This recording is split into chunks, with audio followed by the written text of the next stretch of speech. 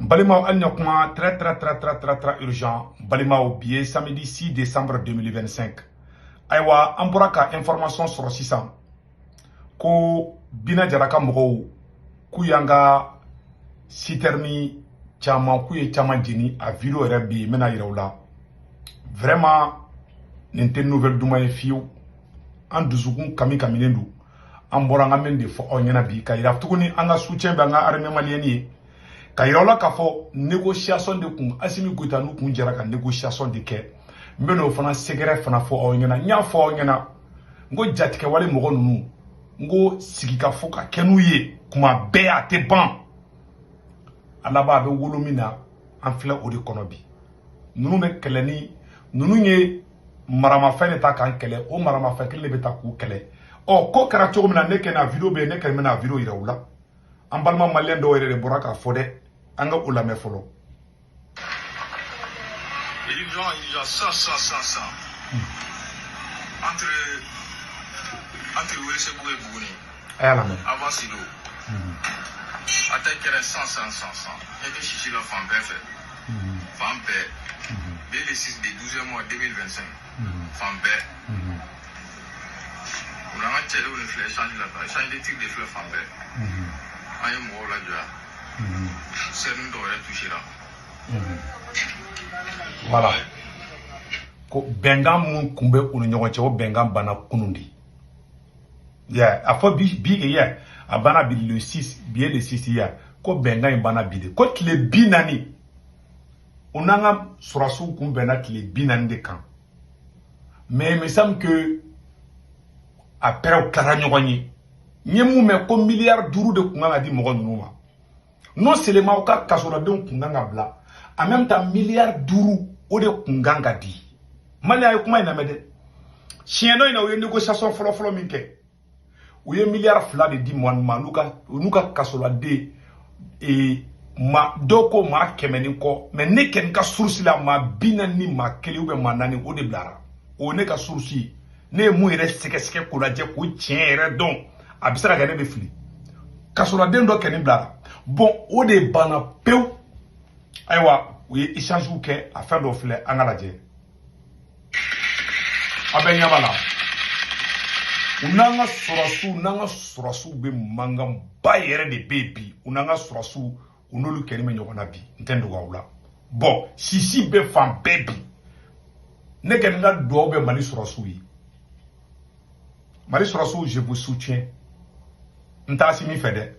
Mais je soutiens l'armée malienne. Parce que, en tant que malien. Bon, ni ne ko ngene de. Quand le GNIM a revendiqué une embuscade contre les camions citernes près de Bougouni dans le sud du Mali ce matin. La dernière contre des camions citernes remonte exactement il y a un mois. Le 6 novembre et la trêve secrète supposée entre le GNIM en échange des prisonniers devrait prendre fin hier soir. Coïncidence. Français yera blaugaro fauna. Mogo chamanya bla nega ntai ka information di kewale mun kera mali sorosu la bi amajani segutu ngarai mesigaka alors un convoi de citernes est tombé dans une embuscade entre Bougouni et Bamako. Une grande fumée est visible loin. Selon les sources locales, plusieurs citernes militaires militaires et civils sont morts et des camions citernes ont été incendiés. La trêve négociée avec le GNIM en échange des prisonniers devrait prendre fin hier soir. La dernière attaque contre un convoi militaire remonte le 6 novembre 2025, soit exactement un mois. Le GNIM a revendiqué l'attaque image d'illusion. Donc, Anyok Maudi Sevesemene Yoro Chamana.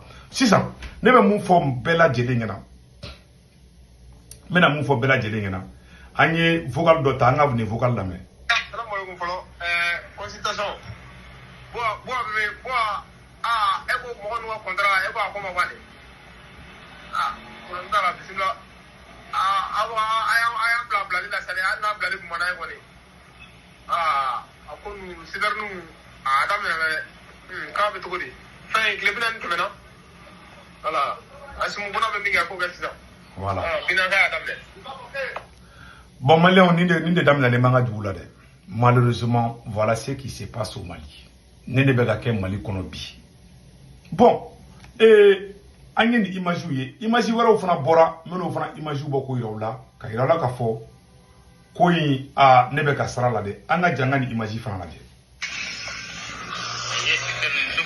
An ɲɛ t'a la. Voilà. An ka citerne baden de jenina. A image filɛ dɛ. A bɛɛ lajɛlen ɲɛ b'a la. Ni Mali citerne de ta. Voilà. An ɲɛ b'a la. Voilà. A bɛɛ lajɛlen filɛ nin ye. Aw bɛɛ lajɛlen ɲɛ b'a la dɛ. Ni Mali citerne de jeninen ta. Voilà. An ɲɛ b'a la. U y'an ka citerne baden de jeni bi. Bon, an bɛ dugawu kɛ chauffeur minnu kun b'a kɔnɔ Ala kana fɛn k'u la. Pour le moment, information bɛ ka tomber. Dɔw ko ko armée n'u bɛ kɛlɛ kɛ nin na. An ka dugawu bɛ Mali armée fana ye. An ye de fɔ an bɛ sigi kuma in kan. Kɛlɛ in mun filɛ sen na. Stratégie bɛ Assimi Goïta bolo. Kɛlɛ in bâton tɛ sisan dɛ. Yɛrɛ bɔra u taara ka taa mɔgɔw décorer, pénurie de carburant banna. Ni mun bɛ se ka taa essence ta ka bila i ka so kɔnɔ, taa essence ta ka bila i ka so kɔnɔ. Kɛlɛ in ma hali daminɛ fɔlɔ. Tu sais n'i ye tiɲɛ fɔ u b'a fɔ k'i ye fasoden jugu ye. Ne Seku Tounkara ne bɛ dugawu dun toujours. Maa ma tɛ Mali fɛ Ala k'a bɛɛ halaki. N bɛ sigi kuma nin kan. Minnu bɛ ka transition dɛmɛ n'u ko k'olu ye patriotes ye. Minnu bɛ ka Assimi dɛmɛ. Transition dɛmɛbaga bɛ yen, Assimi Goïta dɛmɛbaga bɛ yen. Faut que Maliens ko dɔn. Ne bɛ transition dɛmɛ. Mais Assimi kunkolo ma ne diya fiyewu. Awa transition tɛ Assimi ye.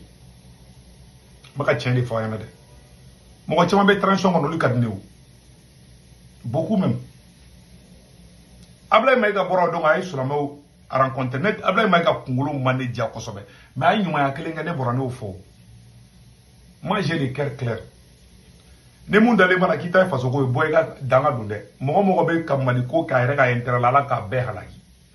Maa maa bɛ ka Mali ko kɛ k'ale yɛrɛ n'ale ka intérêt tɛ a t'a la fiyewu. Maa maa b'o baara la. Ni vidéo min ye halala di. K'e ko k'e de ta ye Mali ko ye n'a bɛ po la a ye bɔ dɔrɔn ko kuma fɔ dɔrɔn. A ma se a ka kale kɔrɔna a ye bɔ a ka vidéo kɛ.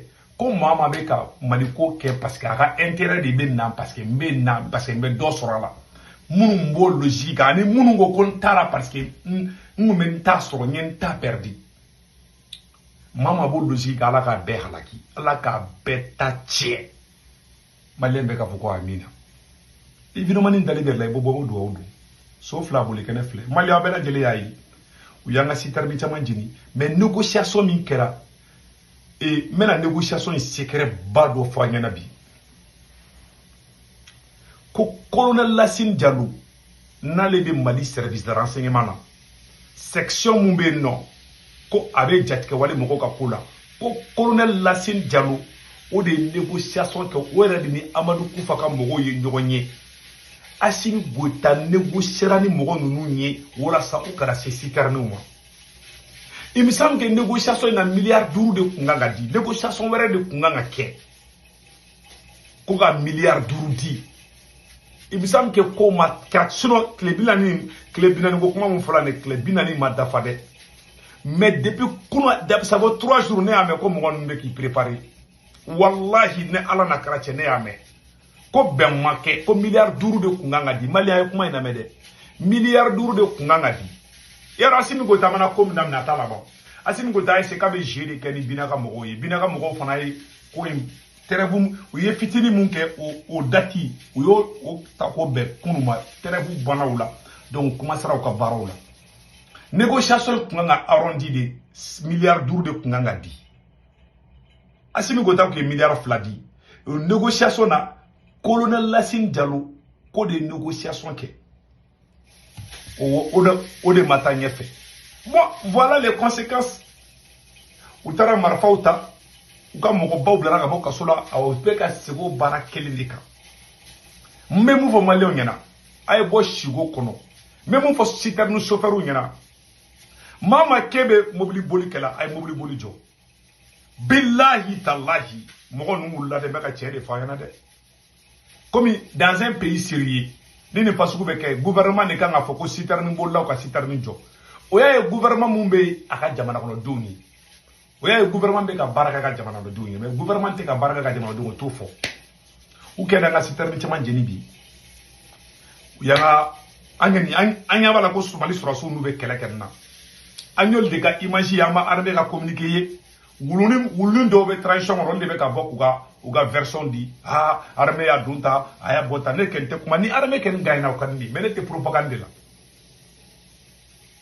ne tawo drone ni armée gayna o ye ambe ka victoire de ou voilà o be galo min tege ni ekoko ngalo ye o te o ngalo ye o ba fo ke faso de njugu ye o be faso de njugu fulanta ko do ekuna ka sura do be ma fa be a chama be depuis bon ma furu ne be ka mali défend wallahi ala nya be be ngani la donc o de kun information du malien mun be France Italie Espagne Angleterre Amérique Canada ka warti no ala avec Senweb application télécharger na Senweb application télécharger avec ka corps promo du urgent na urgent do dron 10 € na ya reta Senweb a photo flani 10 € na ya reta ko pa baka banque information be do asomo be malla Sénégal Korbar Cameroun abolu ka orange numéro do anu to be 40 ka na waru ci ko pas orange man na sur place waru ci go France to be sara waru ci go flana sabana bada 1,99 € c'est 2 € keme fla do kudo akambe ciao